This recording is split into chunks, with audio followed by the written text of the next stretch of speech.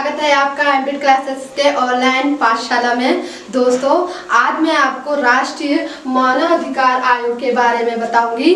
तो प्लीज ये वीडियो शुरू करने से पहले इस चैनल को लाइक, सब्सक्राइब और शेयर कीजिए। शेयर करने से ज़्यादा शेयर करने से क्या होगा कि दूसरे को भी इस वीडियो का लाभ मिलेगा। तो चलते हैं, चलो आगे बढ़ते हैं। ठीक है, देखो आयोग की स्थापना है। देखो, राष्ट्रीय मानव अधिकार सांविधिक दर्जा दे दिया गया। ठीक है, संसद द्वारा पारित कर दिया गया और फिर उसके अधिनियम 1993 के अधिनियम ये राष्ट्रीय मानवाधिकार का गठन हो गया। ठीक है, फिर 2006 के अधिनियम, ठीक है, 2006 के अनुसार फिर इस मानवाधिकार के आयोग को फिर संशोधित किया गया। इसमें कुछ बदलाव किए गए। मैं उसको मैं आपको बाद में बताऊंगी। धीरे जब ये चैप्टर पूरा होगा मैं लास्ट में इसके बारे में आपको बताऊंगी। ठीक है, फिर ये एक ऐसी आयोग है जो भारत के मानव जो अधिकार होते हैं ना, उनकी सुरक्षा करना होता है। ठीक है, उसको सुरक्षा देना होता है, या इसका उल्लंघन अगर हुआ तो क्या एक्शन लेना है, इसके बारे में भी ये इस सारा जो कार्यकलाप है ये इसका कार्य होता है। ठीक है, ये मानव अधिकार की। फिर देखो, अब है संरचना में। देखो, संरचना में एक अध्यक्ष होता है और 4 अन्य सदस्य होते हैं। ठीक है, इसमें पहले तो एक उच्च न्यायालय का एक न्यायाधीश होता है। ठीक है, फिर दूसरा है उच्च न्यायालय का एक कार्यरत होता है। फिर तीसरा है 2 अधिकारी होती है उसमें जिनको मानव अधिकार का पूर्ण ज्ञान हो, तो ये इसमें शामिल होते हैं। अब देखो ये पूर्णकालिक सदस्य के 4 पद और होते हैं इसमें, जिनकी शाखाएं होती हैं। ठीक है, तो इसके है पहला है, देखो, राष्ट्रीय अल्पक आयोग। ठीक है, इसमें राष्ट्रीय अल्पक आयोग होता है। फिर दूसरा है राष्ट्रीय अनुसूचित जाति होता है। फिर तीसरा है राष्ट्रीय अनुसूचित जनजाति होता है। और राष्ट्रीय महिला अध्यक्ष, मतलब सबके अध्यक्ष होते हैं। ठीक है, इसमें पूरे अध्यक्ष शामिल होते हैं इसमें, ये और जो पद हैं। ठीक है, अब चलो आगे बढ़ जाते हैं कि नियुक्ति। देखो, मैं आपको बोर्ड में लिख के बता रही हूँ ना, ये ज़्यादा लंबा टॉपिक है, तो इसमें आपको लिखना पड़ेगा इसको आपको नोटबुक में। तो एकदम इसका ये एकदम याद नहीं होगा, तब इसलिए मैं आपको बोर्ड में बता रही हूँ। तो देखो आयोग की नियुक्ति, देखो, एक राष्ट्रपति 6 सदस्य समिति द्वारा होता है। पहले देखो प्रधानमंत्री होता है, फिर उसके बाद है लोकसभा का अध्यक्ष है। फिर है राज्यसभा का उपसभापति। ठीक है, राज्यसभा का उपसभापति होता है। फिर है मुख्य विपक्षी दल के दोनों सदनों द्वारा। ठीक है, मुख्य विपक्षी दल के दोनों सदन, ये तो चलो हो गया। फिर है केंद्रीय गृह मंत्री, ये 2 सदन हुए। हाँ, आप ये कहोगे 6 हैं और आपने 5 ही लिखा है, कह दोगे, ऐसा नहीं है। ठीक है, मुख्य विपक्षी दल के दोनों सदन के सदस्य। ठीक है, फिर केंद्रीय गृह मंत्री, ये सब क्या है, इनकी नियुक्ति होती है। ठीक है, इनकी नियुक्ति करते हैं आयोग की। फिर है, देखो, इसका कार्यकाल कितना होता है। कार्यकाल होता है तुम्हारा 5 वर्ष का होता है, और कार्यकाल 5 वर्ष का होता है। चलो मैं लिख देती हूँ, 5 वर्ष का होता है और 75 की आयु। ठीक है, 75 की आयु तक इसमें वो पद में रह सकता है, आयु तक। ठीक है, फिर अब देखो उसको पद से हटाना यही है कि राष्ट्रपति कोई वो दूसरे पद में ना हो, या वो दिवालिया हो गया हो, या वो शारीरिक और मानसिक तौर पे असमर्थ हो। ठीक है, तो ये कारण होता है इसका पद से हटाना। अब देखो ये कार्य बताती मैं आपको। ठीक है, कार्य बताते, देखो, फर्स्ट है, देखो, मानव अधिकारों का उल्लंघन की जांच।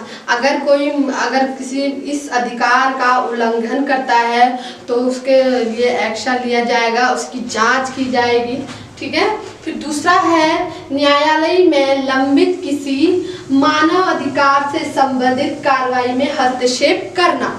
देखो न्यायालय में जैसे कोई केस लंबित हो जाता है या रुक जाती है, तो क्या होता है, मानवाधिकार के जो सदस्य होते हैं तो वो इस पे कार्रवाई कर सकते हैं। यानी ये जो लंबित केस पड़ा, जो केस रुका होता है ना, तो इसमें हस्तक्षेप से मानवाधिकार कर सकता है। वो चाहेंगे कि अगर हमारा इस इससे रिलेटेड अगर कोई हम इसको अगर इसे सॉल्व कर सकते हैं ये केस को, तो वो ये इस कार्रवाई में हस्तक्षेप कर सकता है। कौन कर सकता है?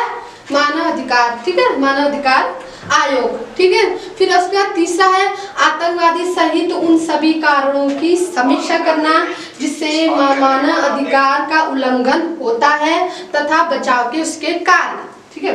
फिर चौथा है मानव अधिकार से संबंधित, देखो मानव अधिकार से संबंध अंतर्राष्ट्रीय संधियों और दस्तावेज को प्रभावी तरीके से लागू करना। यानी अगर जैसे अंतर्राष्ट्रीय तौर पे अगर कोई कानून बना है तो उस कानून को या कोई संधि हुई है या कोई दस्तावेज नए बने हैं तो उनकी सुरक्षा या उसको लागू करने के लिए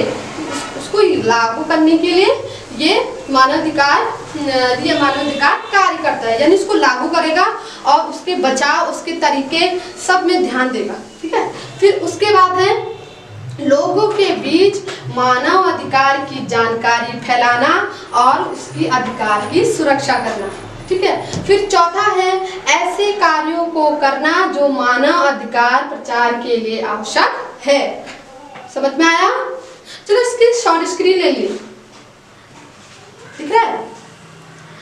और जो इससे पहले मैंने जो संरचना है वो सब बताया है उसकी भी शॉर्ट स्क्रीन ले लेना दोस्तों। कि मैंने आपको बताया था ना कि मानव अधिकार संशोधन अधिनियम 2006 को मैं आपको लास्ट में बताऊंगी, ऐसा बताया था ना मैंने आपको।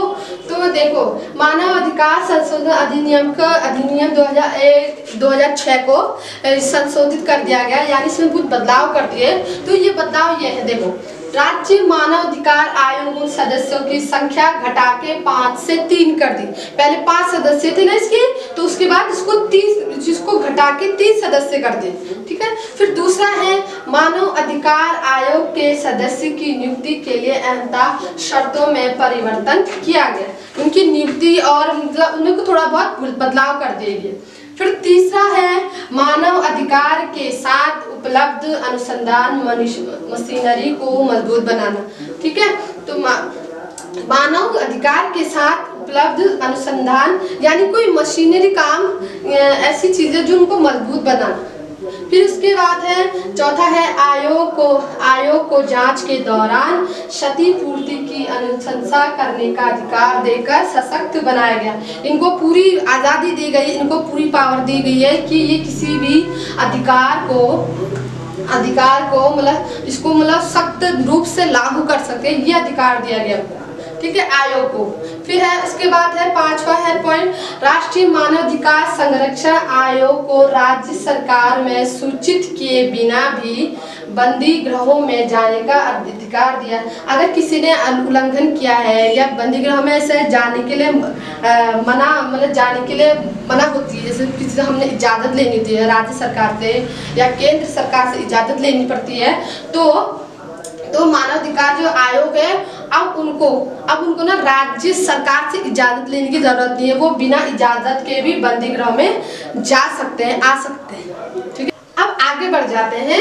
देखो आयोग की कार्यप्रणाली में देखो आयोग का मुख्यालय दिल्ली में, आयोग का मुख्यालय दिल्ली में है। भारत के तथा भारत के वो किसी भी राज्य में अपना कार्यालय खोल सकता है, ठीक है। फिर आयोग के पास सिविल न्यायालय की शक्तियां प्राप्त होती हैं और वो किसी भी की जांच कर सकता है। आयोग उन्हीं मामलों की जांच कर सकता है जिसे गठित हुए 1 वर्ष हो गया है। देखो न्यायालय में जैसे कोई केस जाता है, मतलब जैसे किसी अधिकार का उल्लंघन हुआ है और उसको 1 वर्ष हो चुका है, उसको बीते हुए 1 वर्ष हो चुका होता है, तो ये मानवाधिकार जो आयोग होता है ना, ये केस अपने हाथ में ले लेगा क्योंकि इनको शक्तियां प्राप्त है न्यायालय से, ठीक है। तो इसके बाद ये 1 वर्ष के लिए अगर हो गया, बीत जाने के बाद तो आयोग अपने हाथ में केस ले सकता है और इसे खुद ही सुलझा सकता है। आप ना ऐसा करो ना, आप शॉर्ट स्क्रीन भी लेते रहो, क्योंकि शॉर्ट स्क्रीन से लेने से क्या होगा ना, अगर आपको याद नहीं हो रहा है ना तो आप याद फिर दोबारा नोटबुक में मतलब लिख के तो इसे याद कर सकते हो, इसलिए इसकी शॉर्ट स्क्रीन लेते रहना, ठीक है। तो दोस्तों फिर आगे बढ़ जाते हैं आयोग का निष्पादन यानी अनेक विषय को हाथ में लेना, यानी सामाजिक जो अधिकार है हमारे, तो उनके जो हाथ में वो अधिकार लेना है, उनकी जांच करना है, उसमें सुधारना है या उल्लंघन करना है तो एक्शन लेना है। तो ये क्या है, सामाजिक संचालन, ठीक है, सामाजिक कार्य, ठीक है। तो पहला है बंधुआ मजदूरी की समाप्ति, समझिए, अब बंधुआ मजदूरी की समाप्ति।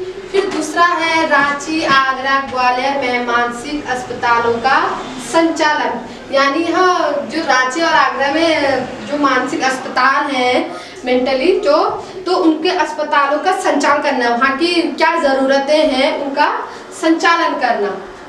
फिर तीसरा है आगरा स्थित सरकारी सुरक्षा गृह महिला का संचालन, यानी कुछ सरकारी कार्य है तो उसमें एक महिला नियुक्ति होनी चाहिए, गृह सुरक्षा गृह में एक महिला की नियुक्ति होगी और वही उसको संचालित करेगी, ठीक है। फिर चौथा है भोजन का अधिकार से संबंधित मुद्दे, जैसे कभी कोई अधिकार होता है ना, भोजन से संबंधित कोई अधिकार होते हैं तो ये भी आयोग का ही कार्य है। फिर है बाल विवाह रोक अधिनियम 1929 की समीक्षा करना।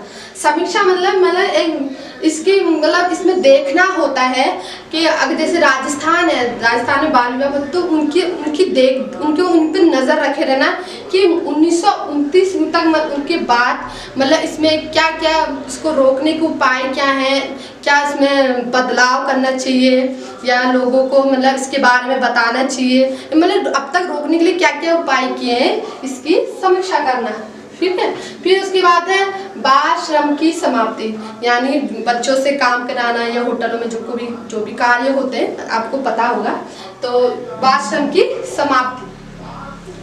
फिर है दलितों से संबंधित मामलों पर उन पर किए जाने वाले अत्याचार सहित, ये भी एक अधिकार के तहत आता है। अगर कोई दलित में कोई अत्याचार करता है तो वो भी अधिकार का उल्लंघन हो गया, ठीक है। तो इस मामले में किए जाने वाले अत्याचार मतलब इस मामले में भी वो जांच कर सकता है, ठीक है, शामिल हो सकता है। फिर है उसके बाद विकलांग व्यक्तियों के अधिकार, विकलांग के भी एक अधिकार होते हैं जो उनका उल्लंघन नहीं करना चाहिए, तो एक विकलांग व्यक्तियों के अधिकार। फिर है स्वास्थ्य के अधिकार से संबंधित मामले, यानी स्वास्थ्य कोई हॉस्पिटल या कोई ऐसे विभाग, हॉस्पिटल के अलग अलग विभाग में जो कार्य होता है उनके कार्य देखना या उनके मामले देखना, तो ये भी इनका कार्य होता है। किसका? राष्ट्रीय मानवाधिकार आयोग का कार्य होता है।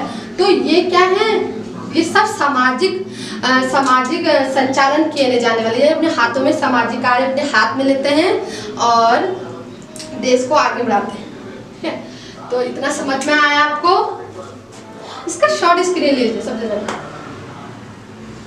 ले लिया। तो दोस्तों, तो कैसा लगा आपको ये टॉपिक? अच्छा लगा तो दोस्तों इसको ज़्यादा से ज़्यादा शेयर कीजिए। मैं चाहती हूँ इसको ज़्यादा से शेयर करने के बाद इसके बारे में सब पता चले लोगों को कि इसका कार्य क्या है, इसकी नियुक्ति कौन करता है। मैं अलग अलग विभागों के बारे में बता रही हूँ क्योंकि ये बहुत इम्पोर्टेंट होते हैं। तो मैं इन सब विभागों के बारे में आपको बताना चाह रही हूँ कि किसके क्या कार्य होते हैं। एग्जाम में यही पूछे जाते हैं, कोई अलग नहीं पूछा जाता, ठीक है।